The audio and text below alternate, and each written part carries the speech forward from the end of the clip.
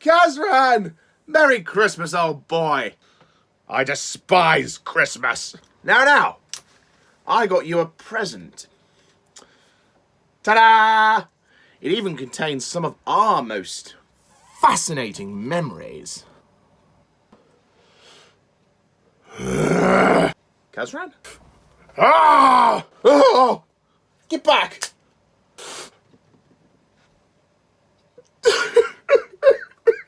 Sorry.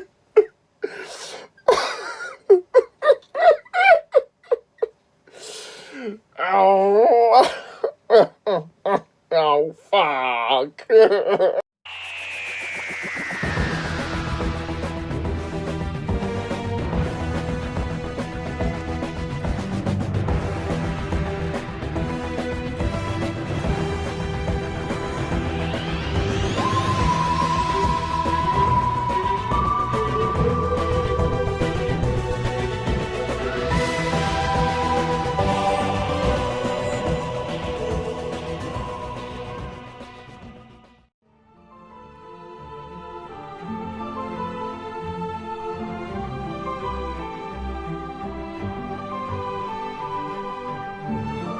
When you're alone, silence is all you know.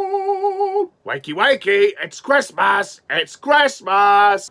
Hello, my fellow Whovians, and I am back from my holiday. Yes, I am back from my holiday to bring you more Doctor Who reviews. Yeah, sorry about the delay with this review, but as I've just said, I've been on holiday, and I've even done a vlog to prove it. So, you have no excuse for not believing me. So, today I come back to you to review the 2010 Doctor Who Christmas Special, A Christmas Carol, written by Stephen Moffat and starring Matt Smith as the 11th Doctor. So, we finished the first series of Matt Smith before I went on holiday, and that was great fun to review, Series 5.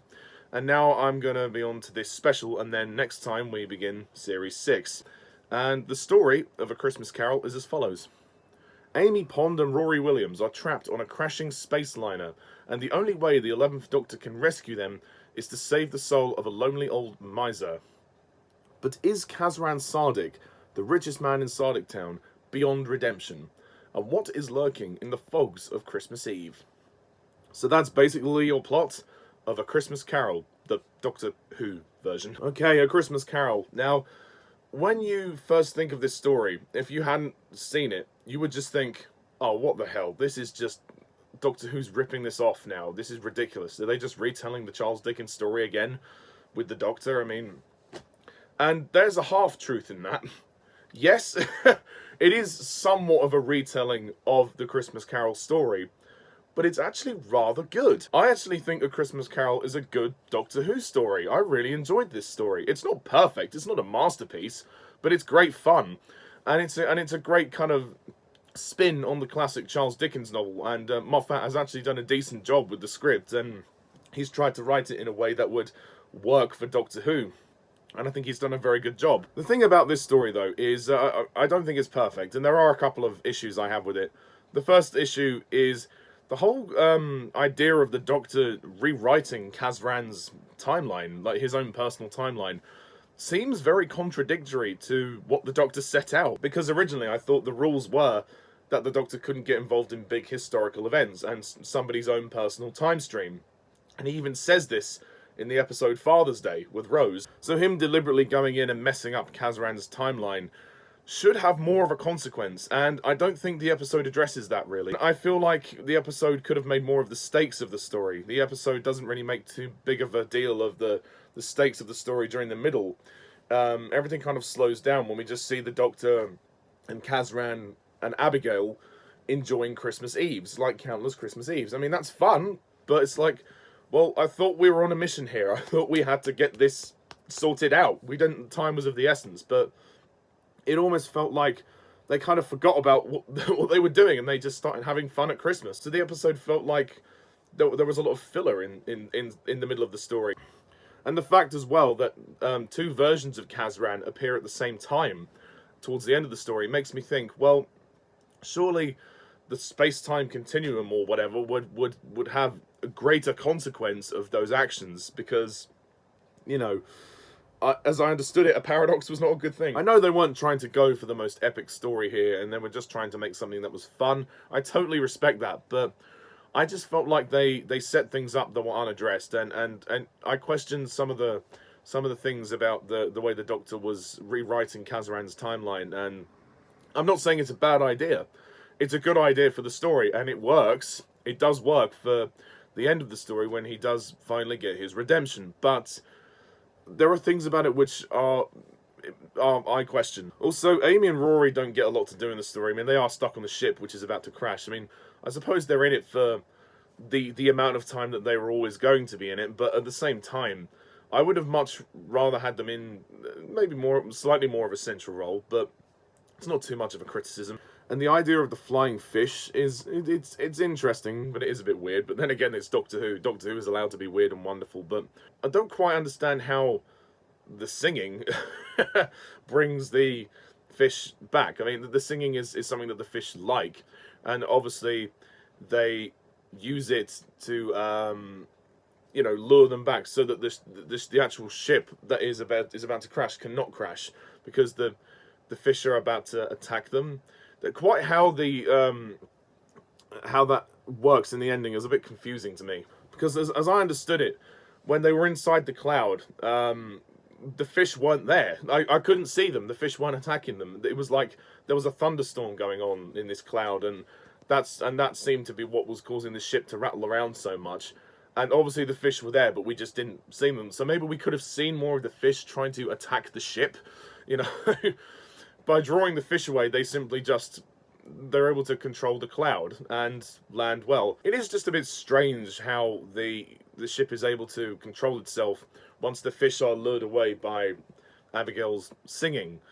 I mean, I'll go with it. It's Doctor Who, but it's a bit random, to say the least. But yeah, I mean, this episode is full of some weird and wonderful ideas, some of which work, some of which don't. The stuff which does work about this story is the emotionality of it.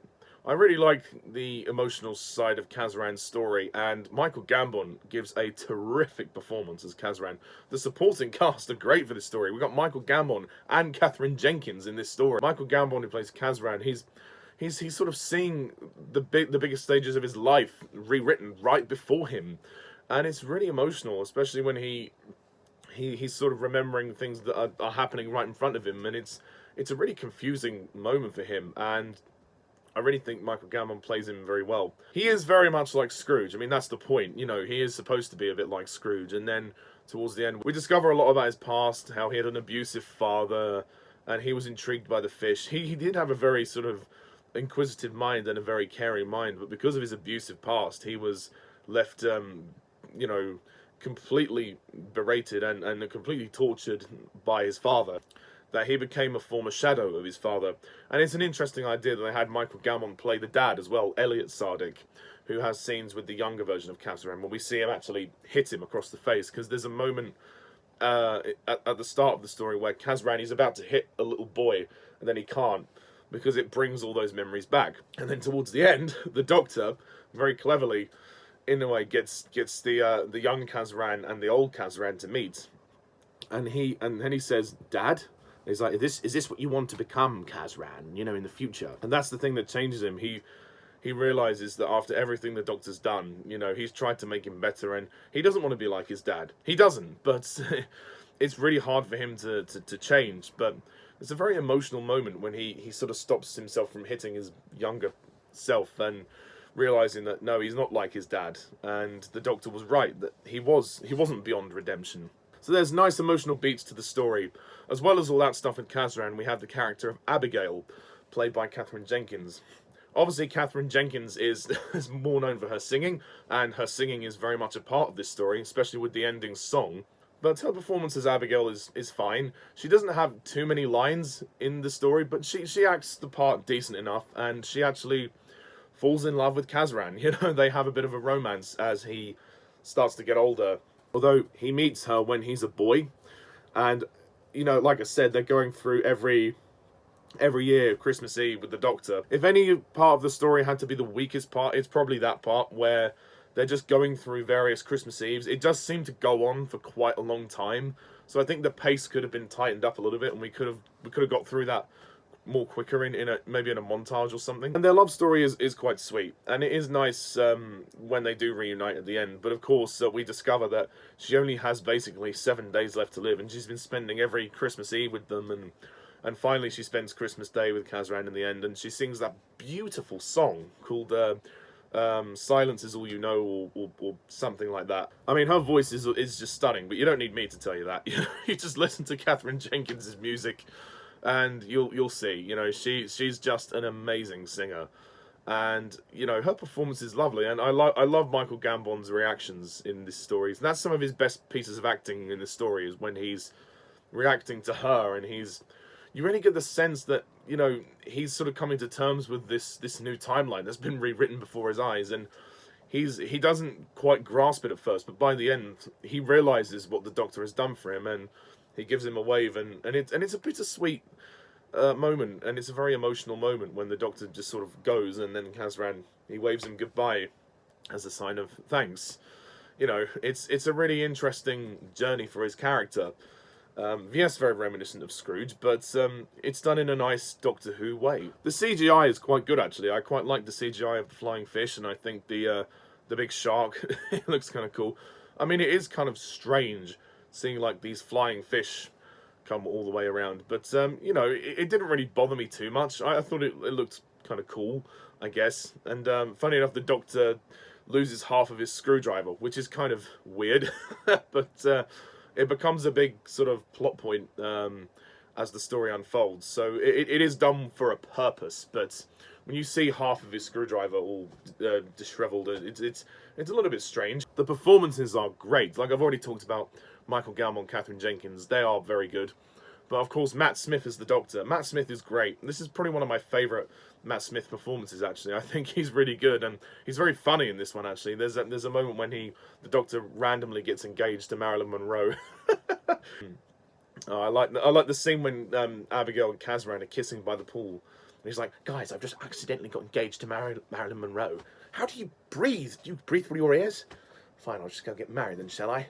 Marilyn, get your coat. Matt Smith is really enjoying himself as the Doctor now. You can see it in his eyes. You know, he just loves this part, and he's doing a really great job. And I like all of his dialogue here. He's actually, I think he's gotten a lot better than he was in Series 5. We have Lawrence Belcher, who plays young Kazran. He's really good as well. He gets quite a lot to do, and I like that he's playing a sort of more sensitive side of Kazran, and he's got quite an emotional part of the story as well. And he's a terrific little actor. Karen Gillan and Arthur Darvill as Amy and Rory. They're good. They're dressed in their... she's in a policewoman outfit, and he's in his Centurion outfit, because they were in the honeymoon suite. Again, there's a couple of sexual references in the story that don't really need to be there, like what Amy and Rory were doing in the honeymoon suite. And, yeah, it's just surrounding Amy and Rory, there are a few sexual references, like also when he says to Kazran, eyes off the skirt. Come on, there's a time and a place, Stephen. But the script is actually rather solid, and I think the ideas more or less work, but there's just a few things I would personally tweak about the Doctor changing Kazran's timeline, and some of the pacing is a bit of a... It's a bit slow in the middle when we're just constantly going through this, you know, Christmas Eve every year. It's like, come on, we're supposed to be more urgent about the story. Like I said, it's the stakes of the story. You know, the story, you know, sets itself up as a very high stakes, you know, urgent story. Like, oh, we've got to stop this ship from crashing. And then the story kind of just slows down, and it doesn't pick up its momentum again until the end, which is a shame. But I mean, what is on screen is interesting, but it's just, there's just too much of it. I think chopping down some of those Christmas Eve scenes would have worked better for me. I mean, it is also fairly well directed by Toby Haynes, and the production design is really good. I love the sets and everything. It all looks pretty great.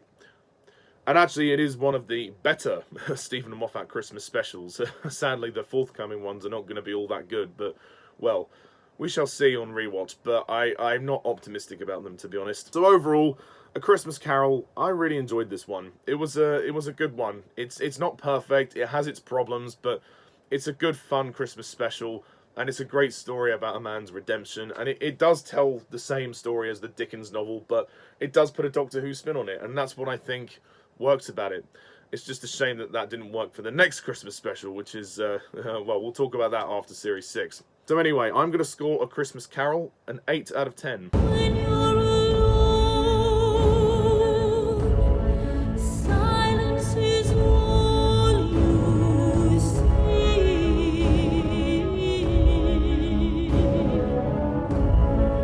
When you're alone. Yeah, and as the first Christmas special with Matt Smith, it was a pretty good one. So, next time on Doctor Who Review, we go into Series 6. Yes, Matt Smith's second series as the 11th Doctor, but the 6th series since the revival, where we begin with a two-part story, actually, The Impossible Astronaut and The Day of the Moon. So until next time, I'm Mr. Tarnus11, thank you for watching. Please hit that subscribe button down below and let me know what you think of this story. And until then, see ya.